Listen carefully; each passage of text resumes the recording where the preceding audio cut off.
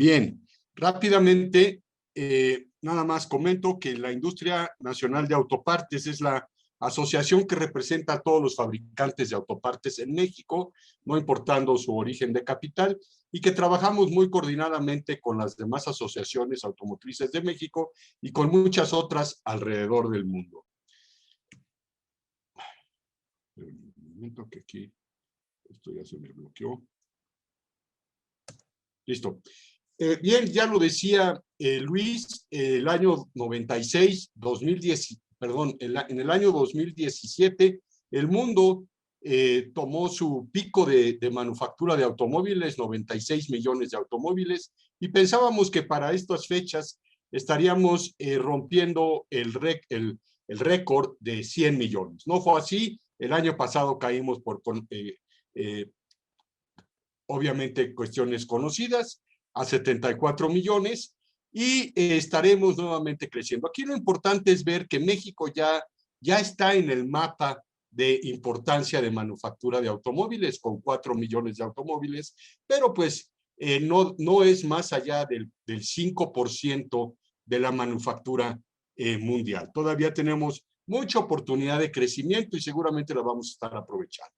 Sin embargo, para el mundo de las autopartes, el 90% de nuestra producción termina en Norteamérica, Canadá, Estados Unidos, México. Y para eso es muy importante tener en el panorama qué es lo que sucede en Norteamérica en cuestión de manufactura. Pues bien, el año pasado terminamos con 13.3 millones de vehículos.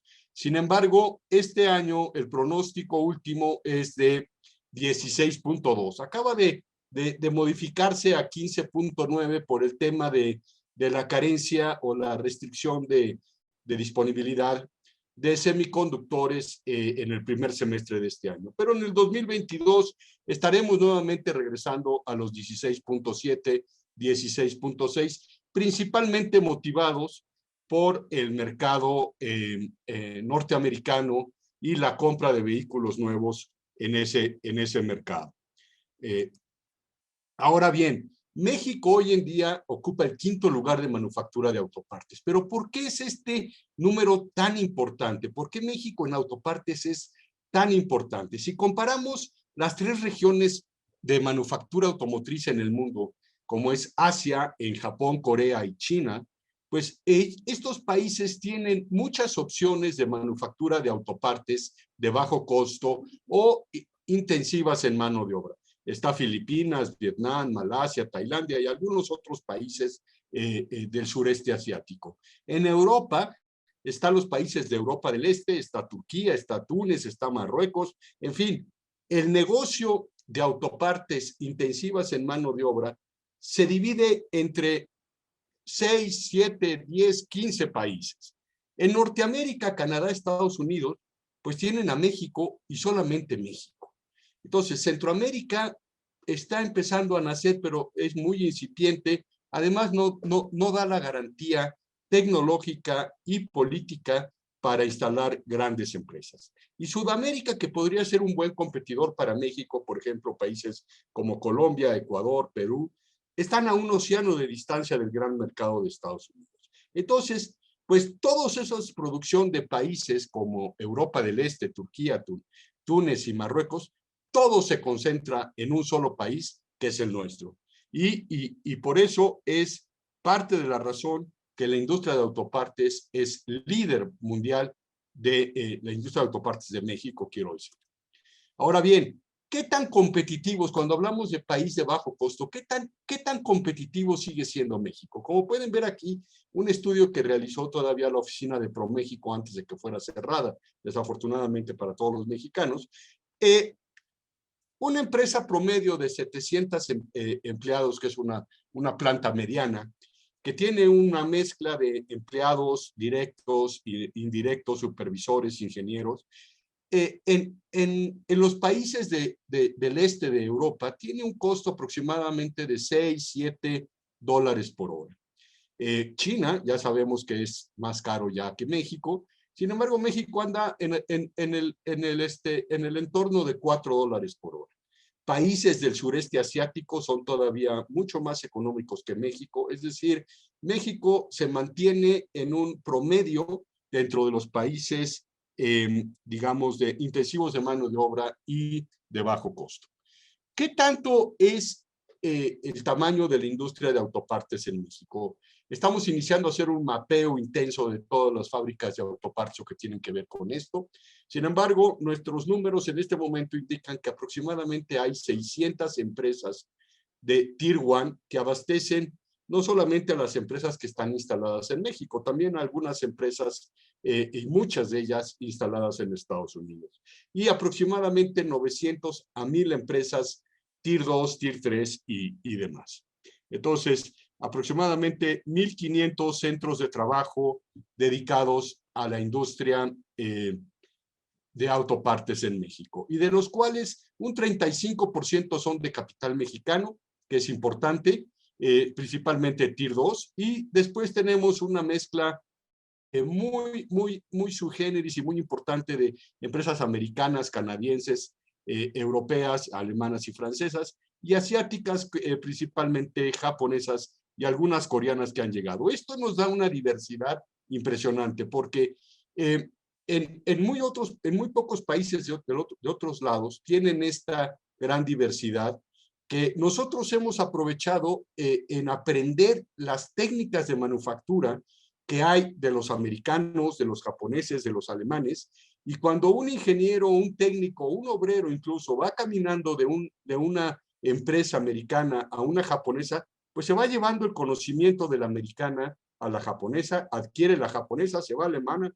Después de 10 años, ese muchacho tiene un conocimiento de estilos de manufactura que no tiene un obrero japonés, que solamente tiene el sistema japonés, que es muy bueno, pero no es el único. Y en cambio, si nosotros somos capaces de tomar lo mejor de cada mundo, llegaremos a tener la excelencia, que es lo que hoy en día creo estamos alcanzando en la calidad de manufactura de automóviles y de autopartes hechas en México. Como dije, ocupamos el 5º lugar, el primer lugar está China, Estados Unidos, Japón, Alemania, pero por la condición sui generis geográfica que tenemos, pues hemos superado a países tan importantes automotrices como son Corea y como son la India. Después encontramos que el año antepasado llegamos a producir 98,000 millones de dólares de autopartes. El año pasado caímos a 78. Sin embargo, este año estaremos recuperando nuestra posición y estaremos creciendo en lo que ahorita nos va a dar crecimiento en los próximos años. Son las nuevas reglas de contenido regional que impuso el NAFTA o el nuevo TEMEC, y este signo aquí de +1, +2, +4 quieren decir la cantidad de miles de millones de dólares que estaremos incorporando en la manufactura de autopartes en México a consecuencia del USMCA. Entonces, esto prácticamente dentro de unos 7 años estará dándonos un 10% adicional de manufactura de autopartes en nuestro país. Ahora bien, como dije, de los 78,000 millones de dólares que produjimos el año pasado, 65,000 se exportaron. La gran mayoría terminó en una fábrica de autos nuevos en Estados Unidos a Canadá, en donde prácticamente el 90% de nuestra exportación termina estando. Brasil es nuestro segundo gran destino, no lo discrimino, al contrario, es un país muy importante. Quiero decir que hace 10 años que empezamos con el acuerdo comercial económico 55, que nos daba la oportunidad de exportar automóviles y autopartes a Brasil. El promedio de autopartes mexicanas en un auto hecho en Brasil era de $100 por auto. Ahorita es de aproximadamente $400 por auto. Es decir, hemos incrementado 4 veces la participación de componentes hechos en México en los autos fabricados en Brasil.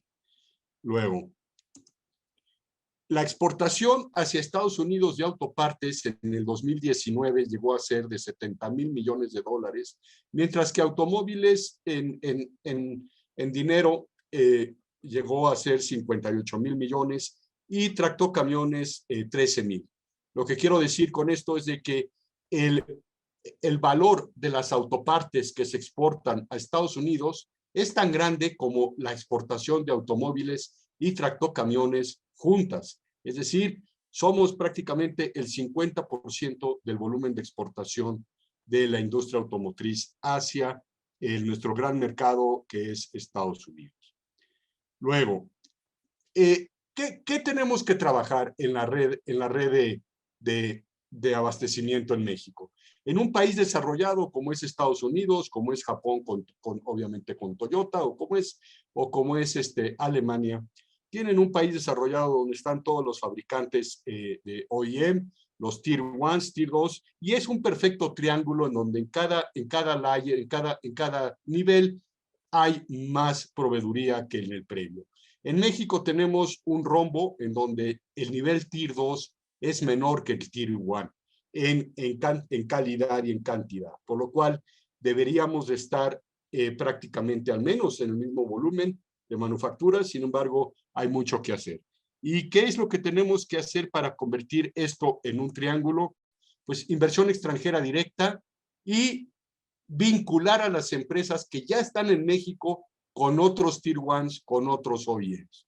Sin embargo, esto es algo que está en nosotros, en nuestra propia industria automotriz mexicana, poder lograr, atraer atracción de inversión y conectar a las empresas que ya están en México. Resulta que, por ejemplo, todas las empresas japonesas que se instalaron en el Bajío, muy pocas de ellas tienen presencia con las empresas americanas o las empresas alemanas que están en México. O sea, esto es algo que todavía tenemos una gran oportunidad de incrementar nuestro negocio dentro de nuestro propio país.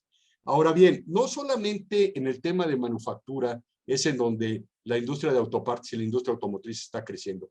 Nuestro gran reto ahorita es desarrollar más centros de investigación y desarrollo. Bien sabemos, y ya lo dijo Luis en la conversación anterior, grandes retos tiene la industria automotriz hacia el futuro, la electrificación, la conectividad, la autonomía, que esto no va a ser posible sin investigación y desarrollo. Hoy en día las grandes marcas tienen que seguir produciendo los autos que hoy conducimos y lo seguirán teniendo que hacer en los próximos 5 o 10 años. Sin embargo, si no invierten en investigación para los autos que el mundo quiere a futuro, pues no van a subsistir y les va a pasar seguramente lo que a Kodak o lo que a Blockbuster le pasó, como dijo Luis. Entonces, se tienen que duplicar los esfuerzos de investigación y desarrollo. Y para eso no hay recurso que alcance y tienen que migrar su investigación y desarrollo a países también de bajo costo. Y México está presentando una gran oportunidad. Tenemos una gran producción de ingenieros. 1 de cada 4 licenciados que salen de las universidades salen con licenciatura en ingeniería. El 25% de nuestros egresados universitarios son ingenieros, por lo cual materia prima hay que tenerla de mejor calidad, desde luego, pero tenemos materia prima.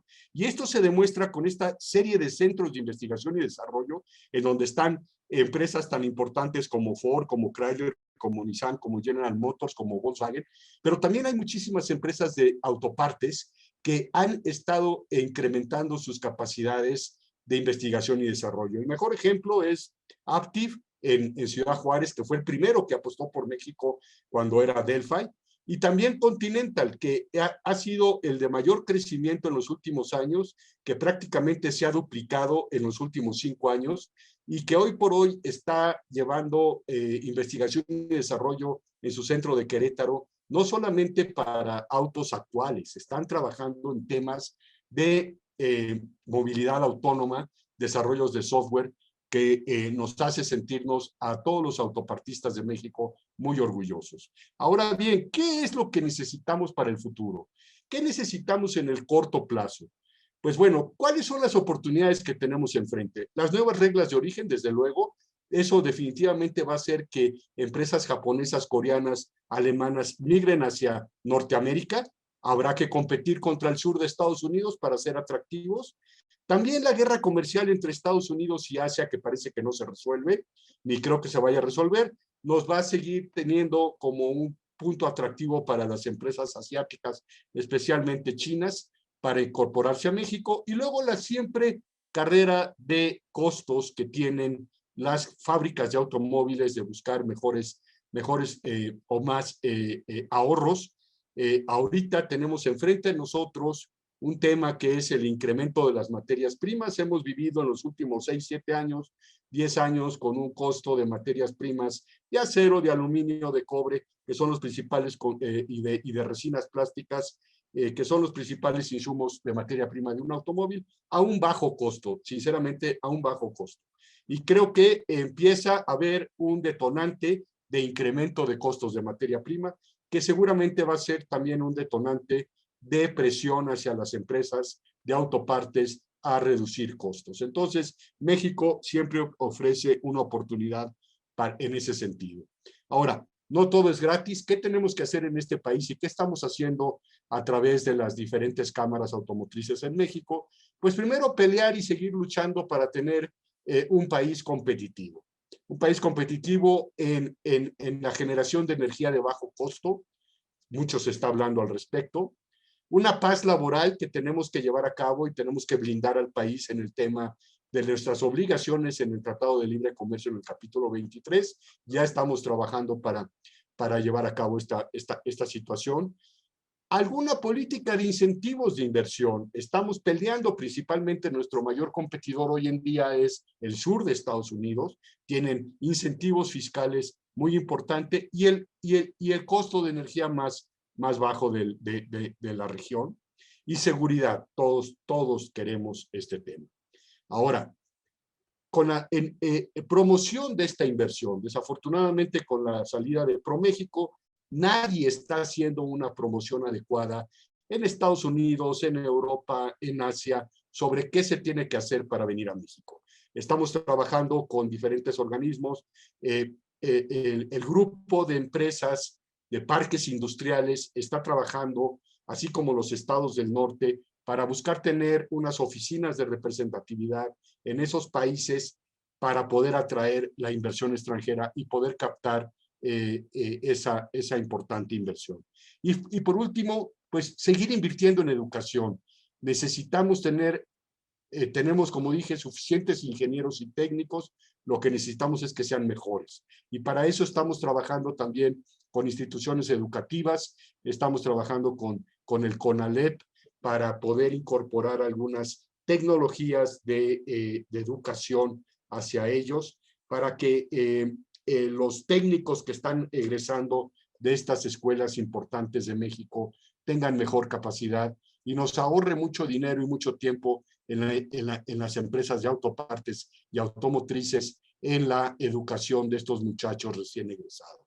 Entonces, hay cosas que se tienen que hacer, hay cosas que parece que están difíciles de lograr, como el costo de la energía y todo esto, pero eso no nos va a limitar a que sea difícil, como que trabajar en coordinación con nuestras asociaciones hermanas y con las organizaciones cúpulas para hacer que este país permanezca en el atractivo del mundo automotriz. Y por último, decir que pues ya me pedían que hablara un poco sobre la industria de autopartes para la conducción de motorización eléctrica. En realidad no nos cambia gran cosa. O sea, hay que entender que el auto eléctrico comparado con el auto de combustión interna cambia el sistema motriz, cambia el sistema de refrigeración, cambia el sistema, desaparece el de escape, pero todo lo demás, la suspensión, los frenos, los interiores, los sistemas de seguridad, las carrocerías, los vidrios, los asientos, eso permanece. Eso tendrá que seguir siendo manufacturado prácticamente de la misma manera como se manufactura hoy. Entonces, los motores eléctricos no tienen mayor problema de manufacturarse en México cuando tenga el volumen requerido. Y las baterías es un tema regional. Ya en el Tratado de Libre Comercio indica que las baterías que se produzcan para los automóviles hechos en Norteamérica deberán de ser producidos en Norteamérica. Hoy en día, las baterías que se utilizan para la manufactura del Mustang en Cuautitlán, en México, no son producidas en Norteamérica. Tenemos un periodo de transición, pero seguramente son producidas en Europa, se irán migrando esta manufactura a donde mejor convenga esta realización.